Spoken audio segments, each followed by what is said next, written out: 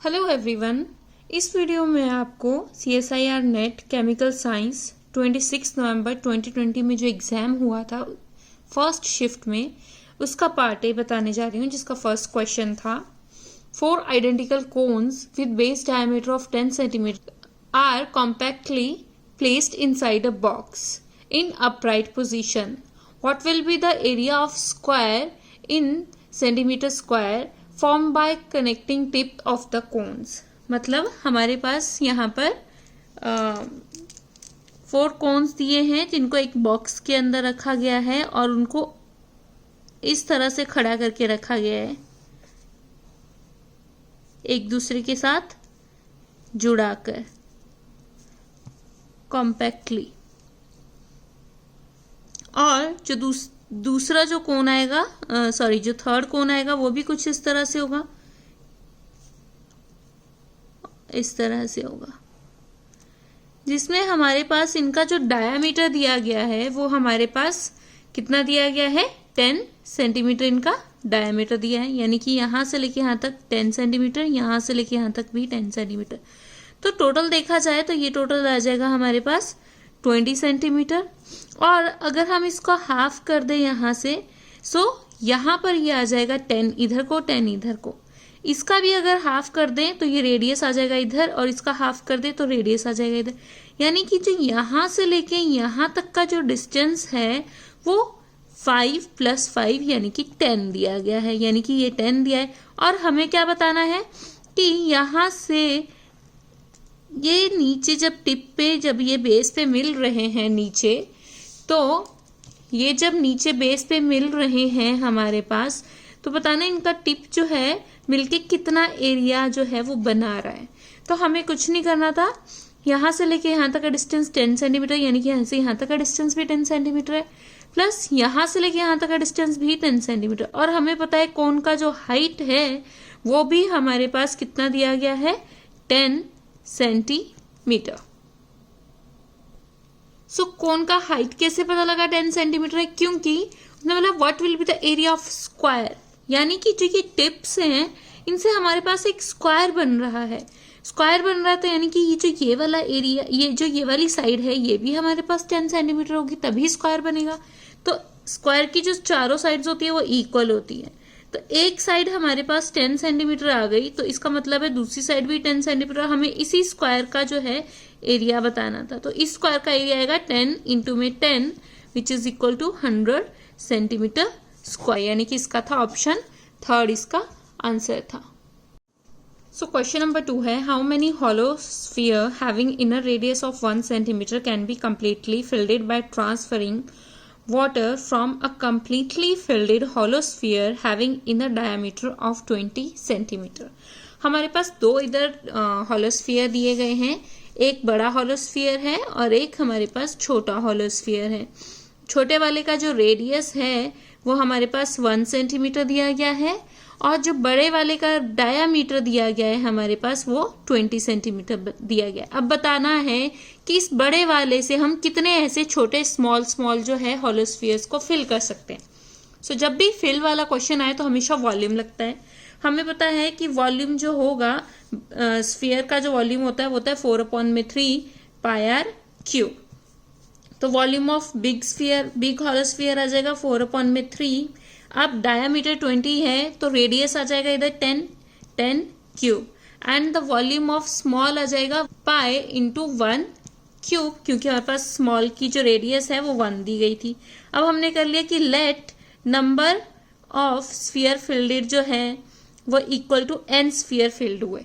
यानी कि बड़े वाले ने कितने छोटे स्फीयर फिल किए, n, और हमें इस n की ही वैल्यू बतानी है. यानी कि जो n है अगर उससे मल्टीप्लाई कर दूं स्मॉलर वॉल्यूम को तो वो इक्वल आ जाएगा वॉल्यूम ऑफ बिगर, क्योंकि बिगर वाले ने n नंबर ऑफ जो है स्मॉल हॉलो स्फीयर्स को जो है वो फिल किया है.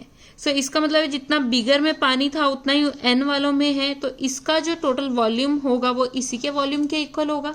सो यानी कि अब n इसका स्मॉलेस्ट स्फीयर का वॉल्यूम था 4/3 पाई विच इज इक्वल टू 4/3 पाई 10⁻³ 4/3 पाई से 4/3 पाई कैंसिल हो जाएगा और इधर n की वैल्यू आ जाएगी 10⁻³ यानी कि 1000 स्फीयर्स जो हैं इस बड़े हॉलो स्फीयर से जो है छोटे 1000 हॉलो स्फीयर्स जो हैं वो फिल हुए। तो इसका आंसर था ऑप्शन सी, इसका आंसर था।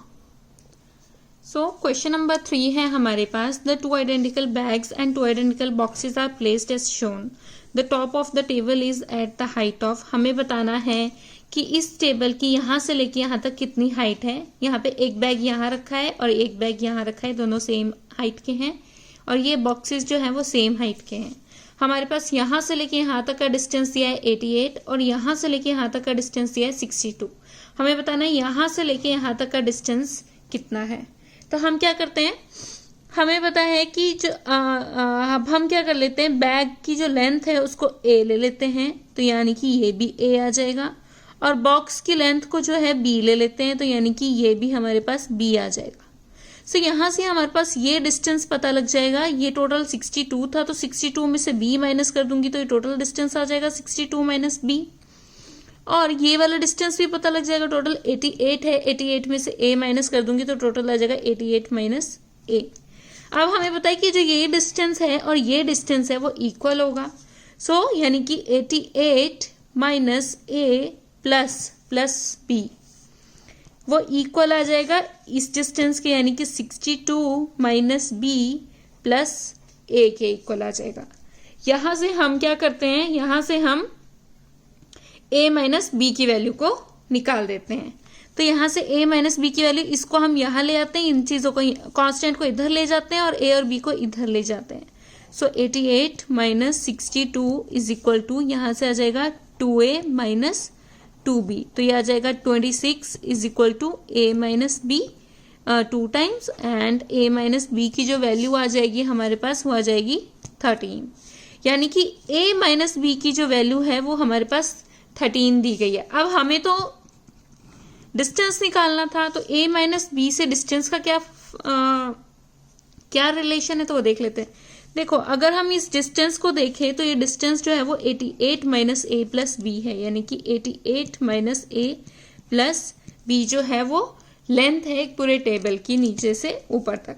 और हमारे को पता है कि माइनस a प्लस b की वैल्यू हमने यहाँ निकाली है, बट यहाँ पर a माइनस b है तो कुछ नहीं करेंगे, माइनस अगर मैं यहाँ से कॉमन ले लूँ तो यहाँ से बन जाएगा मेरे पास b minus a is equal to b minus a is equal to 13 आ जाएगा एंड b माइनस a की वैल्यू आ जाएगी माइनस 13।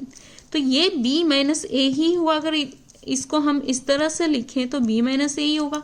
b माइनस a की वैल्यू थी 88 माइनस 13, तो यहाँ से 75 इसका आंसर आ जाएगा। यानी कि यहाँ से लेके ऊपर टेबल तक की जो लेंथ है वो हमारे पास दी गई है 75। सो इसका आंसर था ऑप्शन 3, इसका आंसर था। सो क्वेश्चन नंबर 4 दिया गया है, the period of a pendulum is given as t is equal to 2 pi l upon g raise to the power half, where g is 9.8 meter per second square, pi is 3.146. The period of a pendulum of length 1 meter correct to first place of decimal in second. हमें t की value बतानी है।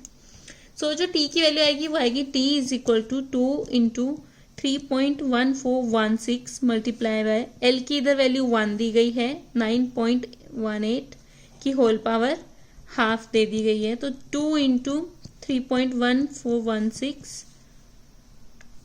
इस चीज को मैं लिख सकती हूँ 1/√3 स्क्वायर मल्टीप्लाई बाय 1.09। जब आप इसको सॉल्व करोगे तो यही चीज आएगी। सो इसको सॉल्व करने के बाद 3 को बाहर ले जाएंगे तो वो 3 आ जाएगा, 3 इंटू 3 अब इसको करेक्ट टू 1 डेसिमल प्लेस तक है तो मैं इसको भी 1 डेसिमल प्लेस तक लिख लेती हूँ, तो 1 आ जाएगा यहाँ पर, अपॉन 3/√1, इसको भी मैं करेक्ट टू 1 डेसिमल प्लेस तक लिख देती हूँ तो 1.1 समथिंग आएगा। तो अगर मैं इसको अप्रोक्सीमेटली 1 लिख देती हूँ तो आएगा 2 multiply by 3.1 upon 3 which is equal to 0.03 and जब हम इसको मल्टीप्लाई करेंगे इससे तो हम 1 पॉइंट, तो हमारे पास आंसर आएगा 2.06 approximately which is equal to 2.06। 0 हमें फर्स्ट डेसिमल प्लेस तक ही लिखना था। सो यहाँ पर ये आ जाएगा हमारे पास। सो हमने क्या किया यहाँ पे 2 इंटू 3, इसको मैंने 1 डेसिमल प्लेस तक लिख दिया और इसको अप्रोक्सीमेटली 1 लिख दिया।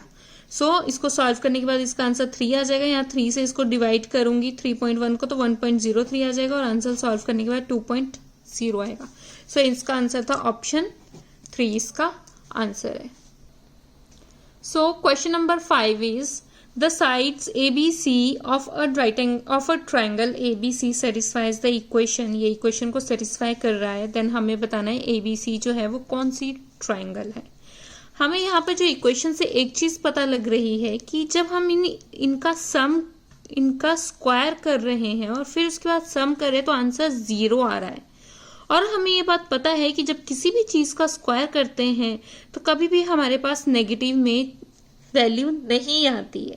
बट इसका मतलब ये हुआ कि एक का जो स्क्वायर है वो बाकी 2 के स्क्वायर के इक्वल है, तभी वो 0 आ रहा है, अदरवाइज वो 0 नहीं आता। और ये केस तभी पॉसिबल है अगर कोई जो है ट्राइंगल जो है राइट एंगल ट्राइंगल होती है, क्योंकि राइट एंगल ट्राइंगल एक ऐसी ट्राइंगल है जिसमें एक का स्क्वायर जो है वो इक्वल होता है, बाकी 2 के स्क्वायर के सम के इक्वल होता है। सो यहाँ पर ये कैसे पता लगा मुझे, क्योंकि सबसे पहले तो यही कि जब स्क्वायर कर रही हूँ और उनका एडिशन हो रहा है तो आंसर 0 आ रहा है, जबकि हमें पता है कि स्क्वायर जो है कभी भी 0 नहीं होता है। सो इसका मतलब यही हुआ कि 2 का जो स्क्वायर है वो तीसरे के इक्वल पक्का होगा। सो यहाँ से ही मैंने ये अंदाजा लगा दिया कि this will be right angle triangle. अब ये ऑब्ट्यूज ट्रायंगल क्यों नहीं है, क्योंकि ऑब्ट्यूज में जो स्क्वायर होता है वो ग्रेटर होता है बाकी 2 के स्क्वायर के सम के इक्वल। और अगर हम इसको इक्वल से इधर भी लेकर आती हूँ, अगर मैं इस चीज को इक्वल से इधर लेके आती हूँ तो साफ साफ दिख रहा है कि ये बड़ा है और ये दोनों छोटे हैं। और जब बड़े में से इन दोनों को माइनस करूंगी तो 0 तो कभी नहीं आएगा। बट यहाँ पर साफ पता लग रहा है कि अगर एक में से इन दोनों को माइनस करती हूँ तो मेरे पास आंसर जो है वो 0 आ रहा है। अब हमारे पास आता है आइसोसेलेस ट्रायंगल। आइसोसेलेस ट्रायंगल क्या होती है, जिसकी 2 साइड्स जो हैं वो इक्वल होती है और तीसरी साइड जो है वो इक्वल, या तीसरी साइड के बारे में हमें कुछ पता नहीं है। सो अगर ये A है और ये भी A है और ये हमने इसको B मान लिया, सपोज A और C जो है वो इक्वल है। अब A में से माइनस कर रही हूं मैं एक जगह 8 और A इज इक्वल टू इधर हम C लेके चल रहे हैं तो, और इस वाले में से माइनस कर रही हूँ 17 और फिर उसका स्क्वायर कर दे रही हूँ। ये हो तो सेम चीज से माइनस रहा है, बट यहाँ पे 8 माइनस हो रहा है, यहाँ 17, तो कुछ तो डिफरेंस जो होगा कुछ तो डिफरेंट होगा। और उन दोनों को ऐड करूंगी तो श्योरली है कि 0 तो आएगा नहीं वो। सो इस वजह से ये आइसोसेलेस ट्रायंगल भी नहीं है। सेम इक्विलेटरल ट्रायंगल भी, इक्विलेटरल ट्रायंगल क्या होती है, जिसकी तीनों साइड्स इक्वल हो। अब ये A है, ये भी A है और ये भी A है। अब इसमें से 8 माइनस कर रही हूँ, इसमें से 15 माइनस कर रही हूँ और इसमें से 17 माइनस कर रही हूँ और उसका फिर स्क्वायर कर रही हूँ, तो मुझे नहीं पता कि वो स्क्वायर करने के बाद, उनको ऐड करने के बाद 0 आएगा या नहीं आएगा, क्योंकि ये वैल्यू तो सेम है बट ये वाली वैल्यूज जो हम माइनस कर रहे हैं वो डिफरेंट है, तो श्योरली है कि 0 नहीं आएगा। फिर आइसोसेलेस से भी 0 नहीं आएगा, इससे भी 0। राइट एंगल ट्रायंगल एक ऐसी ट्रायंगल है जिसमें जो एक साइड का स्क्वायर इक्वल होता है बाकी 2 साइड के स्क्वायर के सम के इक्वल। सो ये वाली पॉसिबल वैल्यू लग रही है, तो इसलिए इसका आंसर था right angle triangle. Question number 6 is, हमें एक टेबल दिया गया है, ये एक कोई बड़ा सा नंबर है, ये दूसरा नंबर है, इस नंबर को इस नंबर से माइनस करके हमारे पास ये नंबर आया। तो हमें बताना है कि इधर R, A और T की क्या वैल्यू है। वेयर जहां पर भी ये यहाँ पे हमने इंग्लिश के अल्फाबेट्स जो लिखे हैं उसकी वैल्यू 0 से लेके 9 के बीच में लाई कर रही है। सो अब हम यहाँ से ही देख लेते हैं, यहाँ 5 में से किसी चीज को माइनस कर रही हूँ और वो कुछ बड़ी चीज आ रही है, यानी कि अगर मैं 5 में से कुछ माइनस कर रही हूँ और वो 9 आ रहा है तो इसका श्योरली मतलब है कि जो R है वो ग्रेटर देन 5 है। और 6 ही एक ऐसा नंबर है कि 5 में से अगर यहाँ 5 है और यहाँ 6 है तो यहाँ से एक मैं यहाँ 5 में से जब 6 को माइनस करूंगी तो श्योर है कि 9 आएगा, क्योंकि यहाँ से मुझे 1 लेना पड़ेगा, ये 15 बन जाएगा। 15 में से 6 आएगा तो यहाँ पे 9 आएगा। सो यहाँ से ये तो पता लग गया कि जो R है वो हमारे पास 6 दिया गया है। अब यहाँ पर भी S है, यहाँ पर भी S है, यानी कि दोनों चीज़ें सेम हैं, बट यहाँ से मैंने एक अंक यहाँ ले लिया था, तो यानी कि ये एक कम हो जाएगा। यानी कि अब ये पहले S था और पहले ये S था, अब एक कम हो गया है। सपोज अगर ये यहाँ पर S की वैल्यू 9 होती और यहाँ पर भी 9 थी, बट यहाँ से मैंने एक अंक यहाँ लेके गई थी, तो अब ये 8 बन चुकी है और ये 9 बन चुकी है। और जब मैं इसमें से इसको माइनस कर रही हूँ तो मेरे पास A आ रहा है। अब यहाँ से भी मुझे एक अंक लेना पड़ेगा, यानी कि 18 बनाना पड़ेगा इसको। 18 में से 9 जाएगा तो यानी कि A की वैल्यू हमारे पास 9 आएगी। सो यहाँ से ये भी पता लग गया कि A की वैल्यू जो है हमारे पास 9 दी गई है। यहाँ पे जरूरी नहीं कि 8 ही हो, सपोज हो सकता है कि यहाँ पर S 7 भी हो सकता है, कुछ भी हो सकता है। बट जब मैं यहाँ से 7 से एक यहाँ का लेके जाऊंगी तो ये 15, तो यहाँ पे ये 6 बन जाएगा। अगेन 16 में से 7 जाएगा, आंसर 9 आएगा। मतलब यहाँ से मैं कुछ भी माइनस करूंगी A की वैल्यू हमेशा 9 आएगी। और यहाँ से R आ गया, A आ गया। अब हमें T देखना है, पर पहले हम ऑप्शंस देख लेते हैं क्या हमारे ऑप्शन सही आ रहे हैं। तो सबसे पहले R और A देख लेते हैं। सो R की वैल्यू 6 आ रही है, A की वैल्यू 9 आ रही है। सो फर्स्ट ऑप्शन में हाँ हमें मिल रहा है, बट सेकंड ऑप्शन और फोर्थ ऑप्शन गलत हो रहा है। और हमें अब देखना है कि T की वैल्यू 2 है या 3 है। सो अब हमारे पास A की वैल्यू यहाँ से आ गई है 9 और R की वैल्यू आ गई थी 6, बट हमने यहाँ से जब एक अंक यहाँ लेकर गए तो ये वैल्यू बन गई थी हमारे पास 8। और जब 8 में से 6 को माइनस करेंगे तो यहाँ पर T की वैल्यू आएगी हमारे पास 2। तो यानी कि ऑप्शन इसका थर्ड सही आंसर है। Next question is 3 apartments which are in a row are occupied by Umar, Ramesh and John. Only one of them is the landlord whose apartment is at the one end. Ramesh apartment is not next to John's apartment. The apartment on the left is not the landlord's. The one in the middle is not Ramesh and the one on the right is not John's. Who is the landlord? So इसमें बोला है कि जो 3 लोग हैं Umar, Ramesh and John, उनके apartments जो हैं वो एक ही लाइन में हैं। इस तरह से एक का अपार्टमेंट लेफ्ट में है, एक का मिडल में है और एक का राइट में है। बट यहाँ पे कुछ कंडीशन दी हुई है। Ramesh apartment is not to John's apartment, यानी कि रमेश का जो अपार्टमेंट है और जॉन का अपार्टमेंट है वो एक दूसरे के नेक्स्ट में नहीं है। सो इसका मतलब है उनके बीच में पक्का कोई अपार्टमेंट है। अगर जॉन का इधर है और रमेश का इधर हो सकता है, या फिर रमेश का इधर हो सकता है और जॉन का इधर हो सकता है। यानी कि जॉन और रमेश के जो है अपार्टमेंट वो लेफ्ट कॉर्नर में है, या तो वो लेफ्ट मोस्ट कॉर्नर में है या राइट मोस्ट कॉर्नर में, अभी हमें नहीं पता। बट नेक्स्ट स्टेटमेंट बोल रही है the apartment on the left is not the landlords. और जो अपार्टमेंट है लेफ्ट में वो लैंडलॉर्ड तो बिल्कुल नहीं है। साथ में बोला the one in the middle is not Ramesh, और रमेश जो है वो मिडल में नहीं रह रहा है। सो जॉन भी मिडल में नहीं है, रमेश भी मिडल में नहीं है, तो मिडल में किसका हुआ? उमर का अपार्टमेंट कहाँ हुआ? मिडल में आ गया। The one in the middle is not Ramesh and the one on the right is not John. और जॉन का अपार्टमेंट जो है वो राइट में नहीं है। सो हम बोल रहे हमें नहीं पता था पहले कि कौन रह रहा है राइट में और कौन रह रहा है लेफ्ट में, बट यहाँ से साफ पता लग गया कि जॉन जो है वो राइट में नहीं रह रहा। तो यानी कि यहाँ से ये पता लग गया कि राइट में जो है वो रमेश रह रहा है और लेफ्ट में जो है वो कौन रह रहा है? जॉन रह रहा है। सो यहाँ से क्या पता लग गया? लेफ्ट में कौन रह रहा है? जॉन। राइट में रह रहे हैं रमेश, सॉरी मेरा पेन खत्म हो गया, रमेश। एंड मिडल में कौन रह रहे हैं? उमर।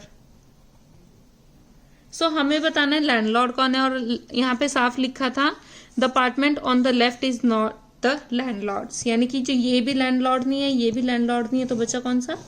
रमेश। यानी कि ऑप्शन 2 इसका आंसर था। रमेश का अपार्टमेंट जो है वो राइट में है और वो लैंडलॉर्ड है। Next question is 8th. At a book signing section, there are 5 authors who write only one single author book and another 5 who write only in pairs. Every author signs books that are authored or co-authored by him or her. In order to get signature of all 10 authors, how many minimum number of books that need to be purchased? तो हमें बोला है कि एक book signing section है, उसमें 10 total author है. कितने ऑथर है? 10 टोटल ऑथर है, जिसमें से 5 ने जो है सिंगल 5 ने जो 5 ऑथर है उन्होंने अपनी अलग अलग बुक्स लिखी है, जबकि 5 जो हैं उन्होंने एक दूसरे के साथ मिलकर बुक लिखी है, जिसमें मतलब 2 एक ऑथर है और एक को ऑथर है. तो हमें बताना है कि अगर 10 के 10 जो हैं ऑथर्स का हमें सिग्नेचर चाहिए तो हमें कितनी बुक्स खरीदनी पड़ेगी. देखो जो सिंगल ऑथर है उनकी तो हमें 5 की 5 बुक्स खरीदनी पड़ेगी. सो 5 बुक्स तो श्योर है लेनी पड़ेगी फॉर इन 5 ऑथर्स के सिग्नेचर के लिए. बट इसमें से जो ऑथर्स हैं उन्होंने एक दूसरे के साथ मिलके बुक्स लिखी हुई है. सो सपोज फर्स्ट और सेकंड ने आपस में मिलके बुक लिखी है, सेकंड एंड थर्ड ने आपस में थर्ड एंड फोर्थ ने आपस में मिलके बुक लिखी है, एंड फिफ्थ में से किसी एक इन दोनों के साथ कंबाइन, इन चारों में से किसी एक के साथ कंबाइन करके बुक लिखी है. सो अगर एक बुक यहाँ इन दोनों की खरीदते हैं, एक बुक इसकी खरीदते हैं और एक जिसमें फिफ्थ वाला जो बचा हुआ है उसकी खरीदते हैं, तो हमें इन दोनों के भी मिल जाएंगे, इसके मिल जाएंगे और इसका भी सिग्नेचर हमें मिल जाएगा. सो यहाँ से हमारे को ये बात पता लगी कि यहाँ से हमें 3 बुक्स खरीदनी ही पड़ेंगी. तो टोटल बुक्स आई 5 + 3 = 8, यानी कि हमें 8 बुक्स जो हैं मिनिमम परचेज करनी ही पड़ेंगी अगर हमें 10 के 10 ऑथर्स के सिग्नेचर्स चाहिए. तो इसका ऑप्शन था थर्ड ऑप्शन 8 बुक्स इसका आंसर है. सो क्वेश्चन नंबर 9 है हमारे पास. बार ग्राफ दिए गए हैं हमारे पास जीडीपी और पॉपुलेशन के 4 कंट्रीज के ABCD के, with highest and lowest per capita GDP हमें बतानी है पर कैपिटा. मतलब हमारे पास जीडीपी और पॉपुलेशन का यहाँ पे बार ग्राफ दिया है 4 कंट्रीज का A, B, C and D का. अब हमें बताना है highest and lowest GDP per capita, मतलब पर पर्सन बतानी है किस कंट्री की है. सो देखो जिसकी सबसे ज्यादा पॉपुलेशन, जिसकी सबसे कम पॉपुलेशन है और सबसे ज्यादा जीडीपी है, उसकी जो पर कैपिटा इनकम है वो सबसे ज्यादा होगी, हाईएस्ट होगी उसकी जीडीपी. सो यहाँ पर अगर ए को देखा जाए, जीडीपी जो ए की है वो सबसे हाईएस्ट है और पॉपुलेशन इसकी लोएस्ट है. सो इसका मतलब हो गया कि कैपिटा जीडीपी जो है ए की वो सबसे ज्यादा है, यानी कि पर पर्सन जो ए की जीडीपी है वो ज्यादा है, सबसे ज्यादा है. क्योंकि अगर बी की जीडीपी देखी जाए तो यहाँ पे पर बी की पॉपुलेशन थोड़ी ज्यादा है, सी की जीडीपी बी से भी कम है बट पॉपुलेशन सबसे ज्यादा है, और डी की जो जीडीपी है वो कम है और पॉपुलेशन भी ए के बराबर है बट जीडीपी भी कम है. सो इसमें सबसे ज्यादा जीडीपी ए की थी और पॉपुलेशन सबसे कम ए की है. सो हाईएस्ट पर कैपिटा जीडीपी आएगी, जो हाईएस्ट जो आएगी पर कैपिटा जीडीपी वो आएगी ए की. सो थर्ड ऑप्शन भी गया और फोर्थ ऑप्शन भी गया. अब हमें बताना है लोएस्ट किसकी आएगी, तो मेरे को सिर्फ सी और डी में ही देखना है, ए और बी तो अब देखना ही नहीं है. सो सी की जो जीडीपी है वो डी से तो हल्की सी बड़ी है, बट अगर मैं पॉपुलेशन देखूं तो डी से बहुत ज़्यादा है सी की जो पॉपुलेशन है, और जो हम इनकी जीडीपी पर कैपिटा निकालेंगे तो सी की कम आएगी, डी की ज़्यादा आएगी. सो इसीलिए लोएस्ट जो आएगी वो आएगी हमारे पास सी की. सो इसका था ऑप्शन ए, इसका आंसर है. ये इजी क्वेश्चन था, क्वेश्चन नंबर 9.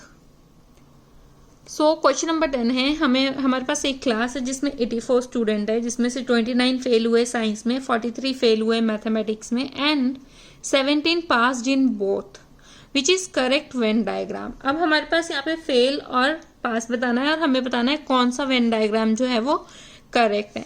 तो यहाँ पर अगर देखा जाए तो टोटल जो थे हमारे पास कितने स्टूडेंट्स थे, 84 टोटल स्टूडेंट्स थे. टोटल 84 दिए गए हैं, जिसमें से अगर मैं ये ले लूँ कि ये फेल हुए हैं, ये मैथ में फेल हुए कितने, 43 टोटल फेल हुए हैं मैथमेटिक्स में, और साइंस में कितने फेल हुए हैं हमारे पास 29 फेल्ड इन साइंस। और अगर मैं सपोज ये 29 फेल कर लूँ साइंस में, अब मुझे नहीं पता है कि इसमें आपस में हो सकता है दोनों में भी फेल हुए, तो लेट कर लेते हैं कि दोनों में भी कुछ थोड़े बहुत फेल हुए हैं। और जो पास हुए हैं वो हमारे पास 17 पास हुए हैं। तो सबसे पहले टोटल थे 85 हमारे पास, जिसमें से मैथ में फेल हुए 43, साइंस में फेल हुए 29, दोनों का मुझे नहीं पता, अभी हम फेल की बात कर रहे हैं। और जो पास हुए वो 17 हुए। अब हमें के की वैल्यू यहाँ से जो दोनों फेल हुए यानी कि इसकी वैल्यू पता लग जाएगी कितनी होगी, फिर हम इन नंबर्स को आराम से चेंज कर सकते हैं। सो यहाँ से हमने जब इसको सॉल्व किया तो यहाँ से हमारे पास आएगा 67 is equal to 43 plus 29 minus k, और जिसको सॉल्व करेंगे तो के की वैल्यू आ जाएगी 5, यानी कि जो बोथ हैं उसमें 5 फेल हुए हैं। सो ओनली मैथमेटिक्स में कितने फेल हुए 38, और ओनली साइंस में कितने फेल हुए 24, और दोनों में कितने फेल हुए 5 फेल हुए। अब हमें बताना है राइट डायग्राम कौन सा है। ये तो हम फेल वाला बता रहे थे, तो ये बचा हुआ है वही हमारे पास पास वाले आएंगे 17। हम यहाँ पे फेल वालों को शो कर रहे हैं। 38 ओनली मैथ में फेल हुए, 24 ओनली साइंस में फेल हुए, साइंस और मैथ दोनों में फेल हुए 5, और यहाँ पर जो 17 स्टूडेंट है वो पास हुए। सो यहाँ पे जो बेस्ट डायग्राम है वो 4th ऑप्शन है इसका आंसर, 4th ऑप्शन। और ये कैसे पता लगेगा हमारे पास, ये मैंने क्या किया इधर, मतलब total minus neither fail neither science nor maths, which is equal to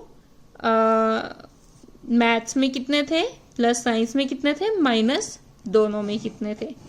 यहाँ से इनकी वैल्यूज डालने के बाद हमारे पास ये वेन डायग्राम बन के आ रहा है, तो ये आ जाएगा। अगर आपके पास फेल की जगह पास दिया होता तो भी कुछ इसी तरह से बनता वेन डायग्राम। सो ये था question 10th।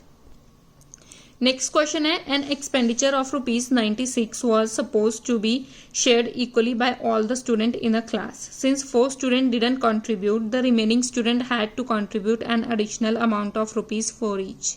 How many student contributed? अब बोला गया है कि एक क्लास थी, उसमें से कंट्रीब्यूशन के लिए सारे स्टूडेंट को इक्वली कंट्रीब्यूट करने के लिए बोला गया, और टोटल मिला के रुपीज हुए 96। बट 4 स्टूडेंट ने पैसे देने से मना कर दिया, इस वजह से बाकी के स्टूडेंट्स को 4 रुपए जो है वो एक्स्ट्रा देने पड़े। सो इस क्वेश्चन को हम कैसे करेंगे, सॉल्यूशन देख लेते हैं इसका।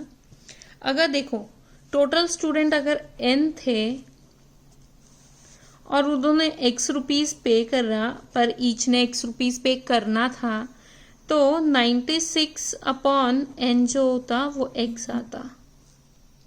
बट अब उन्होंने बोला कि n-4 स्टूडेंट ने ही पे किया, जिस वजह से x + 4 रुपीज पे करना पड़ा ईच स्टूडेंट को। सो यानी कि 96/n-4 is equal to x + 4 हो गया। यहाँ से हमारे पास x की वैल्यू दी हुई है, इस x को इधर डाल देते हैं, तो 96/n-4 is equal to 96/n + 4 आ जाएगा। अब इसको हम सॉल्व कर लेते हैं। सो आएगा 96/n-4 is equal to 96 + 4n/n, यहाँ से आ जाएगा 96n is equal to 96n minus 96 multiply by 4 plus 4n square minus 16n। Cross multiplication किया मैंने। इसके बाद यहाँ से 96n से 96n कैंसिल हो जाएगा, और यहाँ से हमारे पास आ जाएगा 4n square minus 16n minus 96 is equal to 0। 4 common ले लेते हैं, n square minus 4n minus the multiply by ये था 96 इज इक्वल टू 0 आ जाएगा। अब हम यहाँ पर क्या करते हैं, इसकी फैक्टराइजेशन कर देते हैं, तो आ जाएगा 12n + 8n minus 96 is equal to 0, n into में n माइनस 12 प्लस 8 इंटू में n माइनस 12 आ जाएगा इक्वल टू 0। और फिर ये करने के बाद हमारे पास जो आंसर आएगा यहाँ पर n प्लस 8 इंटू में n minus 12 is equal to 0। यहाँ से n की वैल्यू -8 आ जाएगी और n की वैल्यू 12 आ जाएगी। सो यहाँ से n की वैल्यू आ जाएगी 12, क्योंकि नेगेटिव में कभी भी वैल्यू नहीं होती एक पर्सन की। बट यहाँ से n की वैल्यू आई है, हमें तो बताना था कितनों ने कंट्रीब्यूट किया, और कंट्रीब्यूट किया था n-4 ने। सो 12 - 4 दैट इज इक्वल टू 8 इसका ऑप्शन था। सो इसका जो ऑप्शन था वो था ऑप्शन नंबर फर्स्ट, इसका आंसर था 8 इसका आंसर था। Question number 12 is which of the following represent function y is equal to x। मेरे को इसका बताना है ग्राफ। सो यहाँ पे हमें मैं इसका ग्राफ नहीं बता रही हूँ, क्योंकि 4 ऑप्शंस है, 4 ऑप्शंस का हर एक का अलग ग्राफ होगा। बोला तो है y is equal to x का बताना है, बट ग्राफ दिया है y और 1/x के बीच में। तो यहाँ पे एक वैल्यू जरूर पता लगती है, अगर y की वैल्यू इन्फिनिटी है, x की वैल्यू इन्फिनिटी है, तो 1/x की वैल्यू 0 आ जाएगी, क्योंकि something divided by infinity is 0। तो यानी कि अगर ये कहीं इन्फिनिटी में जाके मिल रहा है तो x की वैल्यू यहाँ 1/x की वैल्यू कहीं 0 यहाँ जैसे आएगी। सो यहाँ से एक बात पता लग रही है, अगर x इंक्रीज करेगा तो 1/x जो है वो डिक्रीज करेगा। यहाँ से ये बात पता लग रही है। और जैसे ही y भी इंक्रीज करेगा, सो 1/x भी क्या करेगा, डिक्रीज करेगा। अब बट जब y डिक्रीज करेगा तो 1/x जो है वो इंक्रीज करेगा। ये चीजें पता लगी है मुझे। अब देखते हैं, अगर मैं x की वैल्यू 100 लेती हूँ तो 1/x की वैल्यू आ जाएगी 0.01 और y की वैल्यू भी 100 ही आएगी। सो सपोज 100 कहीं यहाँ जैसे है, तो ये वैल्यू कुछ यहाँ जैसे आएगी, यहाँ पर एक पॉइंट बनेगा मिलके। फिर अगर मैं x की वैल्यू लेती हूँ 10, y की वैल्यू लेती हूँ तो y की वैल्यू भी 10 आएगी, तो 1/x की वैल्यू जो आएगी वो 0.1 आएगी। सपोज 0.1 यहाँ जैसे है, 10 कुछ यहाँ जैसे है, सो इस तरह से बनेगा।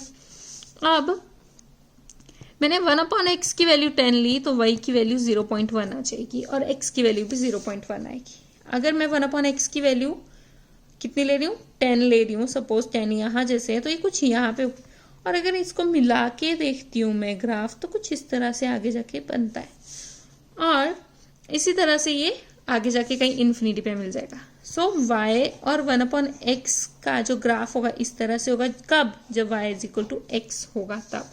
सो इसका आंसर था ऑप्शन ए। जब आप ग्राफ बनाओगे तो ऑप्शन ए आप एक पेपर में देखना, ये फर्स्ट ऑप्शन मैच कर रहा है। तो क्वेश्चन नंबर 12 का आंसर था option A. So question number 13 is a man of height 2 metre looks at the top of a 40 meter tall building from some distance. The angle of elevation of his line of sight is 45 degree. When further moves away from the building by a distance x, the angle of elevation become 30 degree. Then x is approximately how much, means वो कितना metre move किया distance से। सो यहाँ पे बोला है ये हमारी कोई बिल्डिंग है, ये मेरी कोई बिल्डिंग है जिसकी टोटल जो लेंथ है वो 40 मीटर है, और ये कोई पर्सन है जो उसे कुछ डिस्टेंस के ऊपर खड़ा हुआ है, सपोज y डिस्टेंस पे खड़ा है जो 2 मीटर लॉन्ग है, और उसकी लाइन ऑफ साइट से, यानी कि उसकी आंखों से उसने जब ऊपर को देखा तो वो 45 डिग्री का एंगल बन रहा था, यानी कि ये एंगल, इसको बोलते हैं एंगल ऑफ एलिवेशन। तो ये 45 डिग्री का बन रहा था। अब मेरे को पता है कि ये यहाँ से लेके यहाँ तक 2 मीटर है, तो ये जो बिल्डिंग होगी यहाँ से लेके यहाँ तक ये 38 होगी। उसके बाद उन्होंने क्या बोला है कि वो जो पर्सन था वो x मीटर जो है वो थोड़ा आगे को मूव किया। अब उसने ऊपर को जब देखा तो एंगल ऑफ एलिवेशन जो था वो 30 डिग्री रह गया था, 45 से 30 डिग्री हो गया। अब हमें बताना है कि ये डिस्टेंस जो है वो अप्रोक्सीमेटली कितना है, हमें x की वैल्यू निकालनी है। सो इस क्वेश्चन को करने के लिए हमें पता है, वो हम बचपन में करते थे, पंडित, बद्री, प्रसाद, हर बोले। सो ये होता है हमारे पास साइन की वैल्यू, ये होती है कॉस की, और ये होती है टेन की वैल्यू। सो यहाँ पर जो टेंजेंट है 30 डिग्री वो आ रहा है perpendicular upon base. So perpendicular ये है, बेस ये है, ये हाइपोटेन्यूज हुआ अगर इस ट्रायंगल को देखा जाए, इस राइट एंगल ट्रायंगल को हम देखें। सो यहाँ से इसीलिए मैंने यहाँ पे टेंजेंट लिया और टेंजेंट 45 सॉरी यहाँ 45 है और हमें पता है टेंजेंट 45 जो होता है वो 1 के इक्वल होता है। सो क्वेश्चन ऐसे होता है tan theta is equal to perpendicular upon base. Theta की वैल्यू यहाँ 45 डिग्री है, परपेंडिकुलर दिया है, बेस निकालना है और टेंजेंट 45 जो है, जो टेंजेंट 45 डिग्री होता है वो 1 के इक्वल होता है। सो ये आ जाएगा 1। परपेंडिकुलर की वैल्यू 38 दी है क्योंकि हम इस वाली ट्रायंगल की बात कर रहे हैं, ना कि नीचे वाली। नीचे कोई ट्रायंगल नहीं बना है और बेस हमें निकालना है, यानी कि यहाँ से लेके यहाँ तक का डिस्टेंस निकालना है। तो बेस की वैल्यू आ जाएगी 38। सो यहाँ से बेस यानी कि जो y है ये 38 आ गया है, इधर बेस की वैल्यू हमने y लेके चले। सो बेस हमारे पास आ गया 38। अब हमें तो x की वैल्यू निकालनी थी, तो हम बड़ा वाला ट्रायंगल ले लेते हैं, ये वाला ट्रायंगल। इसको A B और C ट्रायंगल ले लेते हैं। इन ट्रायंगल ABC सेम वही करूंगी, टेंजेंट 30 डिग्री लूंगी, थीटा की जगह 30 आ जाएगा। परपेंडिकुलर अपॉन बेस करूंगी, परपेंडिकुलर की वैल्यू जो है वो 38 दी गई है। बेस की वैल्यू मैंने बेस अब इधर x plus y, total base आएगा ना, ये पूरा टोटल बेस आएगा। सो x प्लस 38 आ जाएगा और जो टेंजेंट 30 होता है वो 1/√3 के इक्वल होता है। सो यहाँ से ये आ जाएगा। अब यहाँ से इसको हम क्रॉस मल्टीप्लाई करेंगे तो हमारे पास आ जाएगा x plus 38 is equal to 38√3 आ जाएगा। इस 38 को उधर ले जाते हैं क्योंकि मुझे x की वैल्यू निकालनी है, तो 38 उधर लेके गई तो 38 कॉमन लेके √3 माइनस 1 आ जाएगा और √3 की वैल्यू होती है 1.73 माइनस 1, तो 38 इंटू में 0.73 आ जाएगा विच इज इक्वल टू, तो कुछ आएगा 27.74 करके आएगा ये। So which is approximately equal to 28। So इसका ऑप्शन था ऑप्शन डी इसका, यानी कि 4th ऑप्शन इसका आंसर था। सो question number 14 is in an 800 meter wide river, water flow at a speed of 9 km/h. A man can row a boat in still water with a speed of 15 km/h. If the path of boat is maintained perpendicular to the flow of water, then how long will the man take to cross it?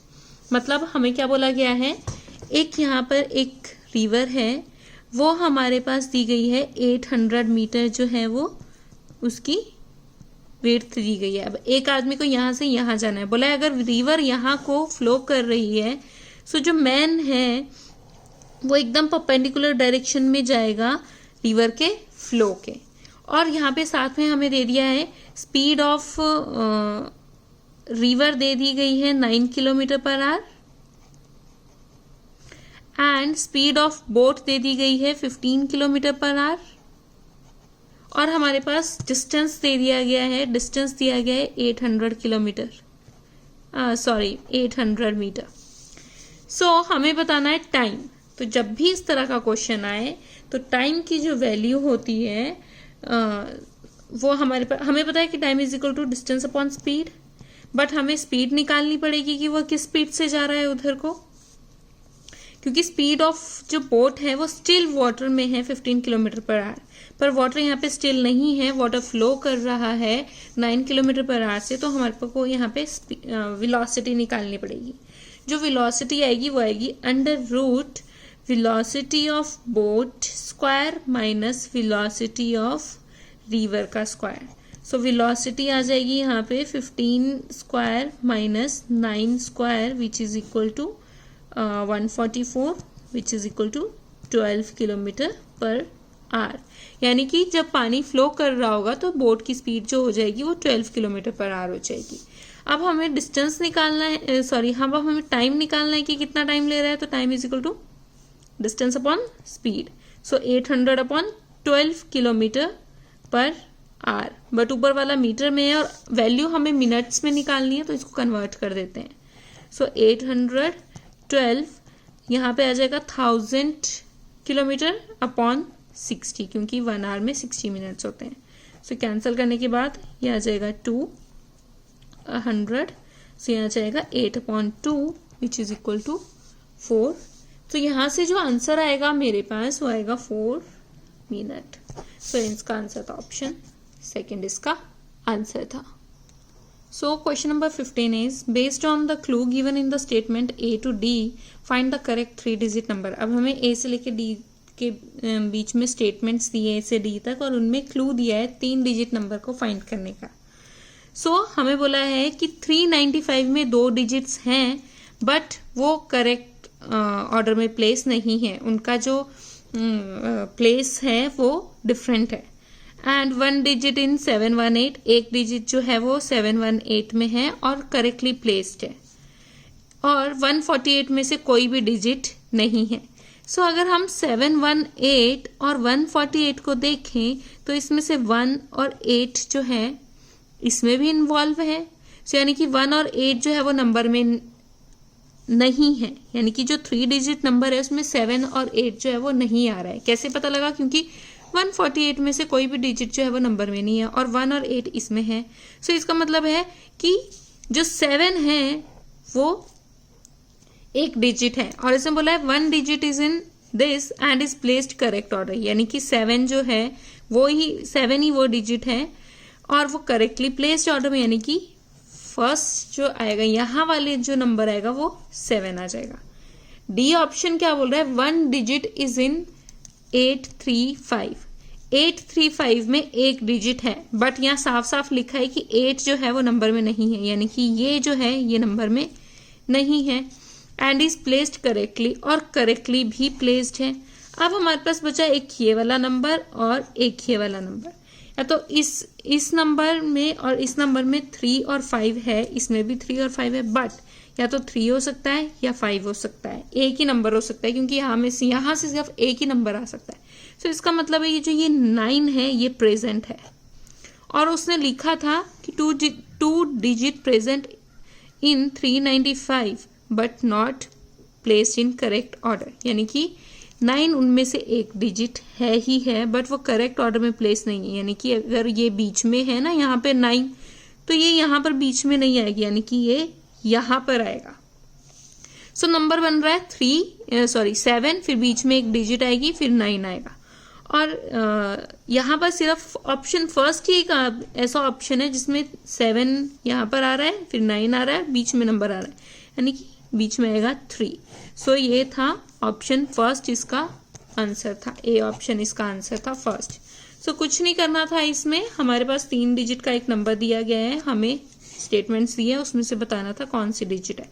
First में बोला गया है कि इन 395 में से 2 digit present है but अपनी जगह, इनकी जगह जो है वो चेंज्ड है। इसमें से एक डिजिट प्रेजेंट है और करेक्टली प्लेस्ड है अपने ऑर्डर पे। और उसमें बोला है कि 148 में से एक भी डिजिट प्रेजेंट नहीं है, यानी कि 1 और 8 इसमें से प्रेजेंट नहीं है, यानी कि 7 एक डिजिट है और यहाँ पर आएगी वो 7 क्योंकि इसका प्लेस जो है वो करेक्टली प्लेस्ड है। फिर बोला 1 डिजिट इज इन दिस।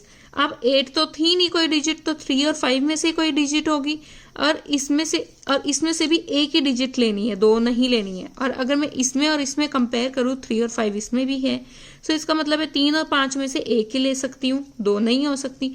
तो यहाँ से जो 9 है, यानी कि ये 9 जो है ये पक्का होगा ही होगा, और 9 का प्लेस जो है वो सही नहीं है, तो इसका मतलब है 9 यहाँ पे आएगा। तो बचा किस चीज का प्लेस? एक यहाँ पे, और जब मैं ऑप्शन से मैच कर रही हूँ तो 7 और 9 सिर्फ इस ऑप्शन में आ रहा है, तो यानी कि यहाँ पे 3 आएगा। सो इसका आंसर था ऑप्शन फर्स्ट।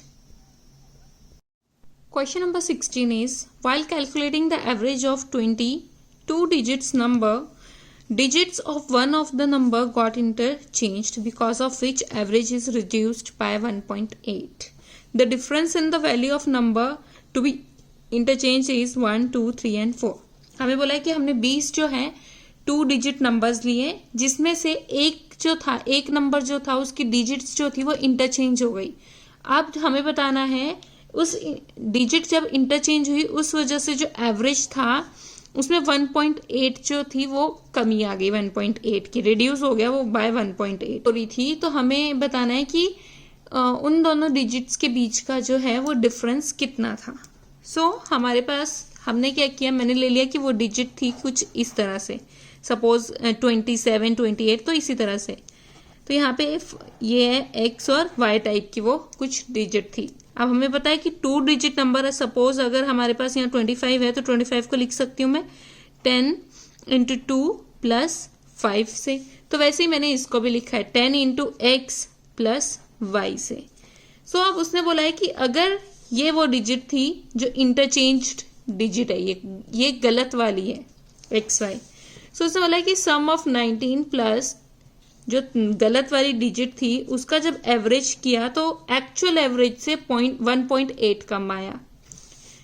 यानी कि अगर इसको इंटरचेंज कर दूं, यानी कि x की जगह y कर दूं, y की जगह x कर दूं, इधर yx कर दूं, ये एक्चुअल डिजिट थी तो आ जाएगा 10y प्लस एक्स।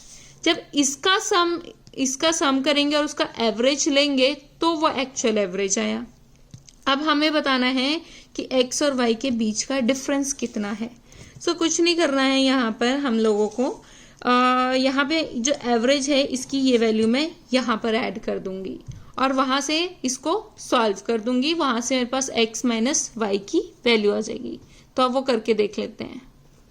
सो यहाँ से मैंने क्या किया, sum of 19 plus 10x plus y upon 20 is equal to, अब जो मेरे पास एवरेज थी, एक्चुअल एवरेज, वो थी sum of 19 plus 10y plus x, ये एक्चुअल एवरेज थी, अपॉन 20 माइनस 1.8।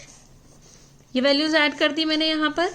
सो यहाँ पे वैल्यूज ऐड करने के बाद sum of 19 plus 10x plus y is equal to sum of 19 plus 10y plus x minus, ये 1.8 है। एलसीएम लेने के बाद, सॉल्व करने के बाद हमारे पास आ जाएगा यहाँ पे 36 आ जाएगा। यहाँ से सम कैंसिल हो जाएगा। इसको मैं यहाँ ले आती हूँ।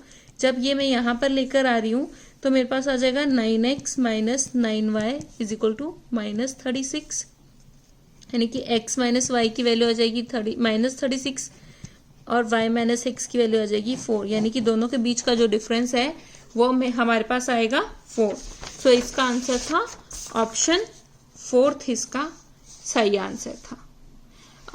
इसी के साथ ये सारे क्वेश्चन खत्म होते हैं। जितने मुझसे निकल पाए वो मैंने निकालने की कोशिश की है। अगर आपको मेरी वीडियो अच्छी लग रही है तो प्लीज़ मेरी वीडियो को लाइक, शेयर एंड कमेंट, मेरी वीडियो पे कमेंट करना मत भूलिएगा और अपने फ्रेंड्स के साथ भी इसे शेयर करना मत भूलिएगा। Thank you so much.